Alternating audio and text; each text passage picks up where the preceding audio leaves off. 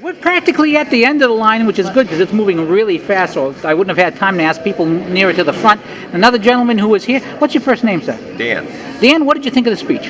Very well put together, a lot of common sense traits, addressing the central issues that our country faces, which are human issues, not so much political issues. Now, a lot of what Dr. Carson said seemed to be stressing common sense, the idea of, normal human nature being able to solve certain problems. Is that common sense idea that you mentioned the attraction, do you think, of this candidate? Absolutely. A man who believes that problems are started by men and they can be fixed by men with the help of God. Now, of course, it's very, very early in the campaign, and there are an awful lot of candidates. Have you made a decision already, or is this the first candidate you've heard so far? Or? There was a few that I have in mind, but he's at the top of the list. So he's up top at the moment? He is absolutely at the top of the moment because I believe he has the traits that it takes to do the job. How many more candidates you figure you'll be hearing before you make a final decision? Probably a couple. I don't necessarily have to go stand in front of one of their speeches, but I do know all of their positions online.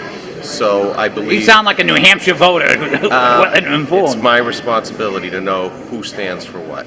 Personal. And it's all our responsibilities as individuals to know this. Sounds like the speech he just gave. Based on what I know about all of the candidates so far that are running, he is at the top of the list. Last question. You mentioned him as a God-fearing man, and in the Q&A he quoted Proverbs as his favorite spot from Proverbs. How good is it, or how important is it to have a God-fearing man running who's not afraid of declaring that he's a God-fearing man? It takes God to do anything in your life. Life is a challenge. The country faces huge and enormous challenges. It takes a God-fearing man and not one who is self-seeking to solve these problems.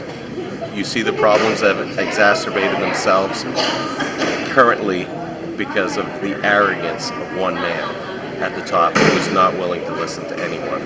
This is a man who's going to listen to others and get advice. You cannot know everything, but he's going to get advice and surround himself with the right people to do the job. All right. Well, thank you so much for your time. Thank you.